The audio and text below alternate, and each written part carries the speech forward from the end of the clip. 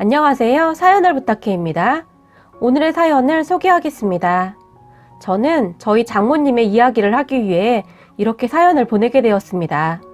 저희 와이프는 참 괜찮은 사람이었는데 그런 와이프와는 다르게 장모님은 굉장히 욕심이 많은 사람이었어요.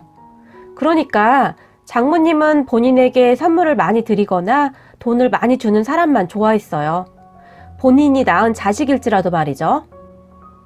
항상 얼굴에 심술이 덕지덕지 붙어 있는데 놀부 마누라보다 심술이 더하면 더했지 절대 덜하지는 않았어요. 그럼 저희 처가댁을 소개하자면 처가댁은 딸만 셋이었어요. 저는 처가댁에서 둘째 사위이고 위에 형님이 한 분 그리고 밑으로는 동서가 한 명 있어요. 그런데 위에 형님은 아주 허세가 대단한 사람이에요. 물론 우리 셋 중 형님이 돈도 제일 잘 벌고 능력이 있는 것은 사실이었어요. 그런 형님은 장모님과 잘 맞을 수밖에 없었고 둘이서 정말 꿍짝이 잘 맞았는데요. 장모님은 오로지 그런 형님만 사위 취급을 했어요. 그러니까 저와 동서는 그냥 찬밥 신세였다고 보시면 될 것 같네요. 저는 지금도 잊혀지지 않는 것이 처음 처가댁에 인사를 드리러 갔는데 장모님은 인사를 간 저를 보는 둥 마는 둥 하면서 일을 어쩌겠나? 내가 오늘 모임이 있어서 음식 준비를 못 해놨는데? 자네 혹시 라면 좋아하는가? 요즘에는 장모랑 사이가 그냥 친근하게 지낸다는데 우리도 그렇게 지내는 것이 어떻겠나? 격식 그런 거 차리지 말고 말일세. 나는 라면 참 좋아하는데 자네도 라면 괜찮으면 내가 진짜 맛있게 라면 끓여줌세 라고 말을 했어요. 그런 장모님에게 와이프가 화를 냈는데요.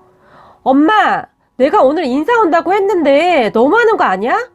형부 처음 인사 온 날은 상다리가 부러지도록 차려줘 놓고 우리 명호 씨한테는 너무하는 거 아니냐고 라며 말을 했어요.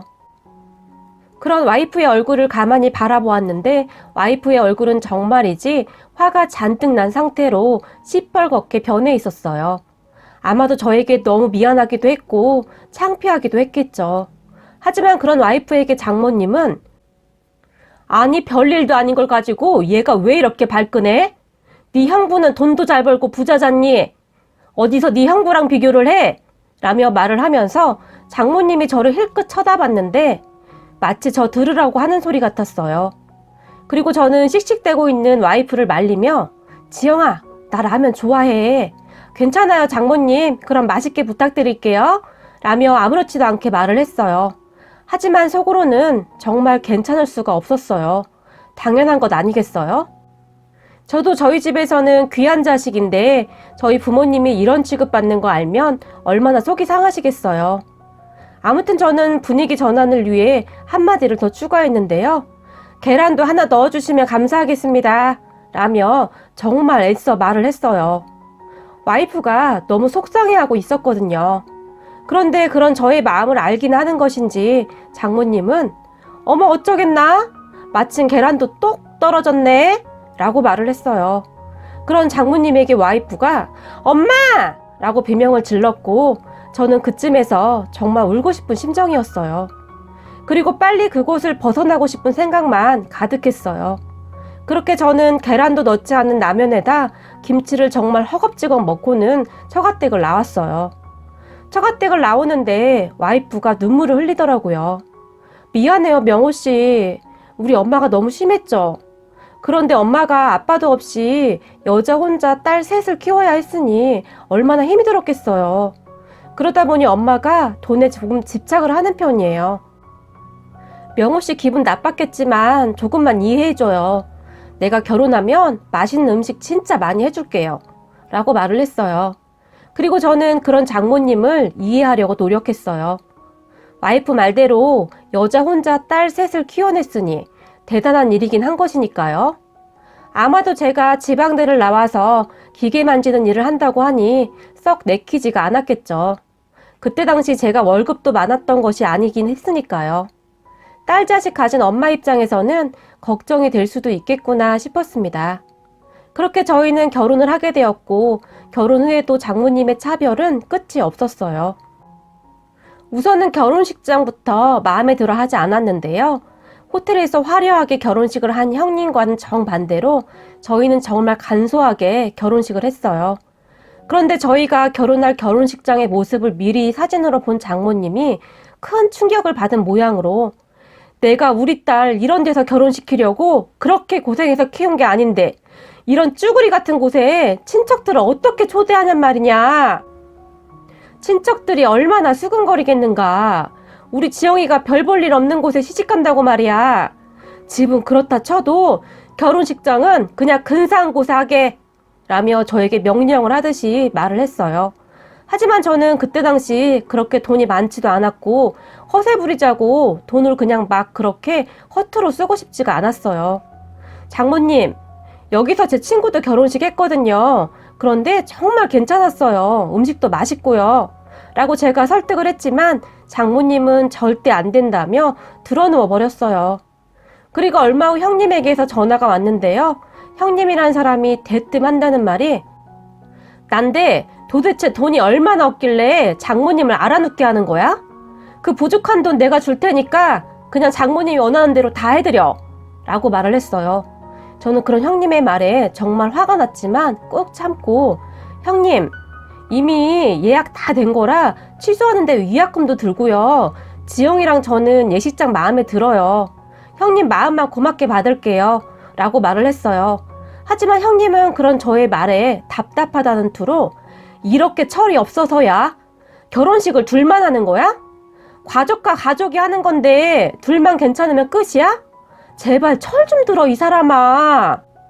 내가 나이도 많고 형님이니까 충고하는데 돈도 없으면서 괜한 자존심만 부리지 말고 그냥 내가 주는 돈 보태서 장모님이 원하는 곳에서 결혼식해. 어디서 굴러들어온 돌이 별 문제 없던 집안에 풍비박산을 일으켜? 라고 화까지 내면서 말을 했어요. 그쯤에서 저도 화가 나기 시작했고 형님 말씀이 좀 심하신 것 아닙니까? 제가 아무리 아랫동설하지만 말을 좀 가려서 해주시죠? 라고 약간은 격앙된 목소리로 말을 했어요.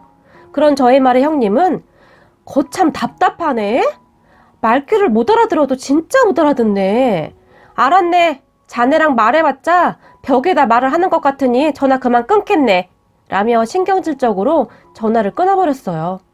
그리고 저는 정말 황당해서 전화기만 멍이 바라보고 있었는데 잠시 후에 형님이 장모님에게 저와의 일을 다 일러바쳤는지 다시 장모님에게서 전화가 걸려왔고 자네 도대체 왜 그러는가? 아니 형님이 돈을 보태준다고 하면 네 감사합니다 하고 그냥 넙죽 받으면 되는 거지. 도대체 왜 광자를 부리고 있냐고! 라며 노발대발했어요. 그쯤에서 저는 정말 뒷골이 땡기기 시작했는데요. 와이프와 결혼을 중단해야 하는 것은 아닐까 하는 생각까지 들었어요.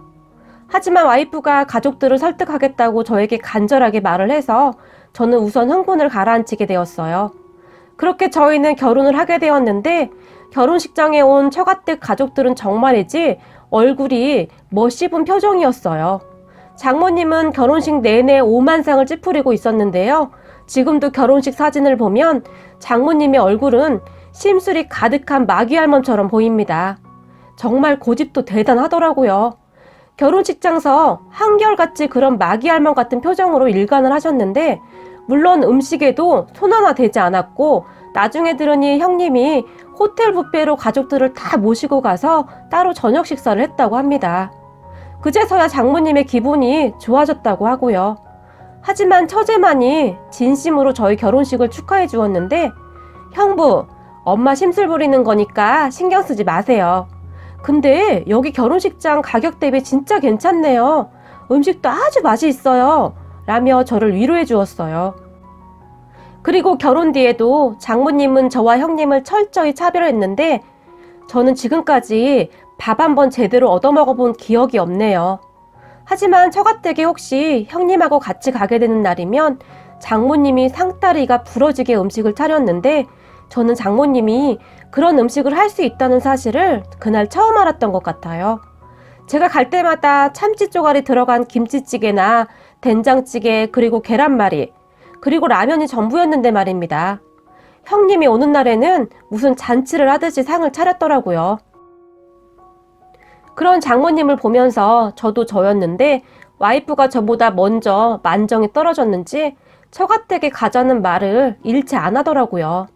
어쩌다가 제가 그래도 오늘 장모님 생신인데 가봐야 하는 거 아니야?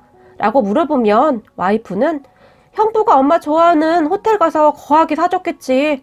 우리가 가봐야 인상만 쓰는데 뭐하러 가. 그냥 돈만 조금 붙이고 말 거야. 라며 딱 잘라서 말을 해버렸어요. 그리고 와이프는 오히려 저희 부모님 댁으로 가서 같이 밥을 먹기도 했는데요. 저희 부모님과 와이프는 정말 잘 맞았거든요. 아마도 와이프는 자식을 차별하지 않고 똑같이 대하는 저희 부모님에게 의지 같은 것을 했던 것 같아요. 장모님에게 상처를 받거나 마음이 허해지면 어김없이 저희 부모님을 찾아갔으니까요. 그리고는 저희 어머니와 마주 앉아 도란도란 이야기를 하면서 밥을 먹었는데요. 어머니, 저는 하얀 쌀밥에 어머니가 쭉 찢어서 밥에 김치 올려주는 게 세상에서 제일 맛있어요. 라며 말을 했어요. 그러면 저희 어머니도 그런 와이프의 허한 마음을 안 것인지 아유, 다른 며느리들은 시애미가 손으로 김치를 쭉 찢어서 밥에 올려준다고 하면 다들 경기하고 도망갈 게다. 그런데 너는 어떻게 된 애가 집에 올 때마다 김치를 찢어달래? 애도 아니고. 라며 핀잔 아닌 핀잔을 하면서도 싫지가 않았던지 어김없이 김치를 쭉 찢어서는 와이프의 밥그릇에 올려주었어요. 그러면 와이프는 입이 찢어지도록 밥과 김치를 입속으로 밀어넣어서 먹었어요. 둘이 그러고 있는 것을 보면 마치 모녀 사이 같았어요. 하지만 저는 그런 와이프의 모습을 보고 있노라면 왜 그렇게 가슴 한구석이 짠해지는지 모르겠습니다. 그렇게 처가댁에 자주 가지도 않고 저희는 유일하게 처제만을 밖에서 따로 만났는데요. 그렇게 처제를 통해서 집안 사정을 들었어요. 그러던 어느 날 처제가 결혼을 한다며 신랑감을 데리고 왔는데 저에게 제일 먼저 소개를 해주고 싶다며 저희 회사 근처로 왔어요.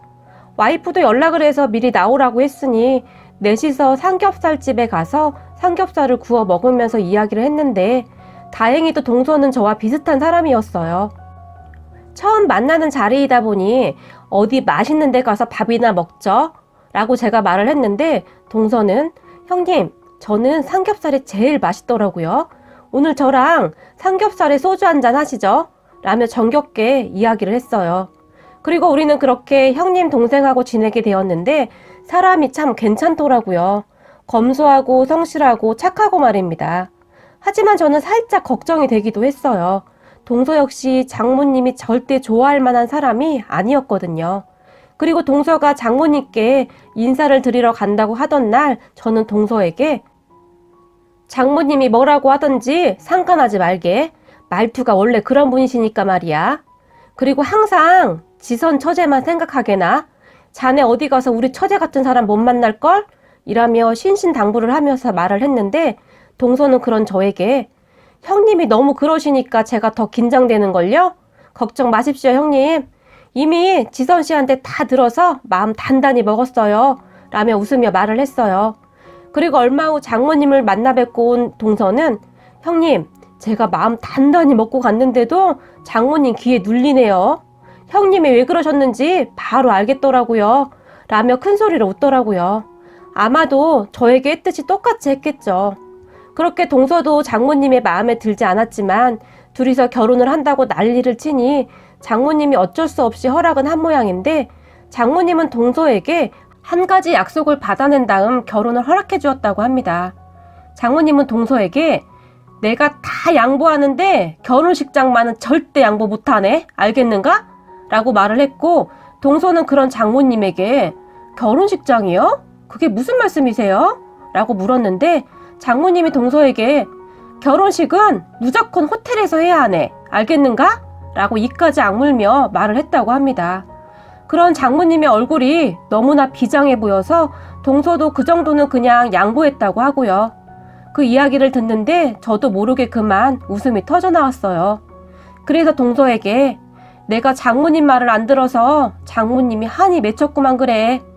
자네 결혼식장에서는 장모님이 활짝활짝 웃겠구만 이라고 말을 하기도 했고요. 그리고 결혼 후 동서도 장모님을 잘 찾아뵙지는 않는 듯 했어요.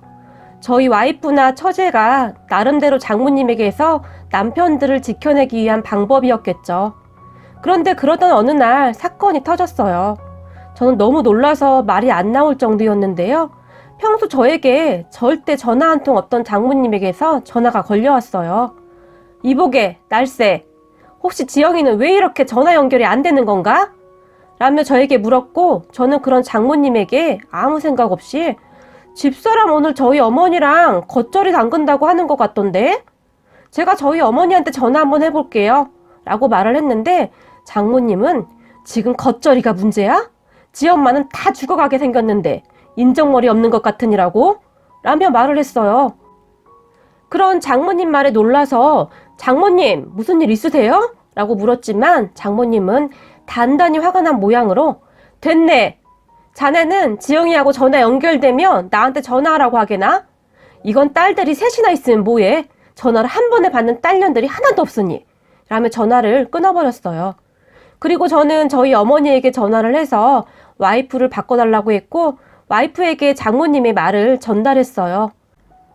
그리고 장모님과 통화를 했던 와이프가 놀라서 저에게 다시 전화를 했는데요. 여보, 큰일 났어.